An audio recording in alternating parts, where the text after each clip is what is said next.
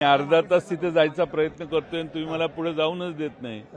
नाहीतर मी मगापासून त्या आंदोलनाला जाण्यासाठीच प्रयत्न करतोय. सर, सांगलीमध्ये अलमट्टी धरणाची उंची वाढवण्यासाठी आता गतीने काम सुरू केलेलं आहे कर्नाटकने.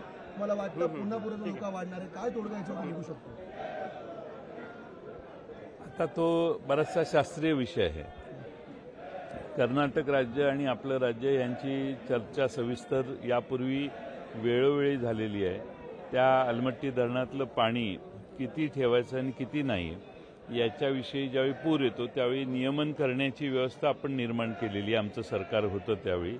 त्यामुळं त्याचा धोका धरणाचा धोका मागं होतो अशी ही जी वंदता होती ती आमच्या नियोजनामुळे पूर्णपणाने कमी झाली. आता प्रश्न आहे तो जास्त उंची धरणाची वाढवली तर कर्नाटकचं स्टोरेज वाढेल. त्या वाढलेल्या उंचीचा परिणाम किती होतो हा जलसिंचन विभागाने अभ्यास करणं आवश्यक आहे. माझ्या विपर्यास केला, माझ्या बोलण्याचा विपर्यास केला, मला तसं बोलायचं नव्हतं. बाबासाहेब आंबेडकरांबद्दल त्यांनी जे विधान शक्यता आहे, मला माहित नाही अमित शहा काय म्हटलेले आहेत, पण जे दुसऱ्या बाजूने जे बाहेर आले ते बद्दल हे आंदोलन चालू आहे. धरणाची उंची वाढवल्या पश्चिम महाराष्ट्राला फटका बसणार आहे. मंडळामध्ये जी एक जागा राहिली ती तुमच्यासाठी असं कुठेतरी चर्चा जी आहे ती राजकारणामध्ये सुरू आहे. ठीक आहे, मला माहित नाही, त्यामुळे माझ्याशी कोणी काही बोललेलं नाही, त्यामुळे मी त्यावर काही भाष्य करणे योग्य नाही. धरणाची उंची वाढवल्यामुळे पश्चिम महाराष्ट्राला याचा फटका बसणार आहे. जयंत पाटील काहीच बोलत नाहीये, सुप्रियाताई बोलत नाहीये आणि शरद पवार साहेब पण बोलत नाही. शांत आहे. सध्या असं आहे की महाराष्ट्रातल्या विधानसभेच्या निवडणुकीत काय निकाल आले हे आपणा सर्वांना माहिती आहे.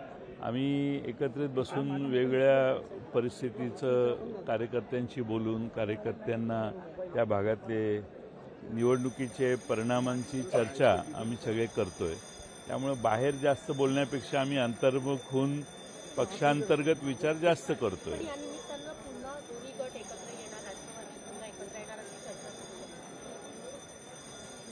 असं लोक वेगवेगळे प्रवाद बाहेर उठवत असतात, बोलत असतात. त्या सगळ्याच गोष्टी खऱ्या असतात असं नाही. पक्षांतर्गत काही एकत्र येण्याबाबत काही विचार सुरू आहे, ताकद वाढेल अशी सुद्धा चर्चा आहे. असं आहे की माझ्यापर्यंत कोणता विषय नाही आहे किंवा माझ्याशी कोणी चर्चा केलेली नाही, त्यामुळे मी अशा गोष्टींना उत्तर देणं योग्य आहे असं मला वाटत नाही. अतिशय गंभीर प्रकरण आहे, अतिशय गंभीर प्रकरण आहे आणि सरकारला संवेदना असतील तर सरकारने टोकाची पावलं उचलली पाहिजेत. त्याशिवाय बीडमधली गुंडगिरी, गुन्हेगारी आणि त्यांचं राजकारण्यांशी असणारं नेक्सस संपणार नाही.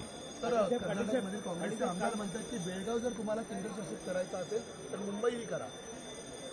असं आहे की एका आमदाराने काही भाष्य केलं म्हणून त्याचं एवढं गांभीर्याने घेण्याची गरज नाही. मुंबई केंद्रशासित होणं हे अशक्य आहे, कारण मुंबई मराठी माणसांची आहे. कर्नाटकात जी मराठी माणसं राहतात तो भाग केंद्रशासित करा अशी आमची मागणी आहे ना. ते काय सभागृहातली भाषणं जी ऐकली तर त्यात राजकीय नेक्ससच आहे ना. ते पत्रकारांनी थोडे तरी कष्ट घ्यावेत ते हुडकण्यासाठी कुणाचं कुणाशी राजकीय नेक्सस आहे गुन्हेगारांचं. ते थोडं होमवर्क करा. सीआयडीला देण्यासारखं काही प्रकरणच नाही आहे. सगळ्यांना माहिती आहे कुणी मारलं काय तर सीआयडी काय शोध घेणार.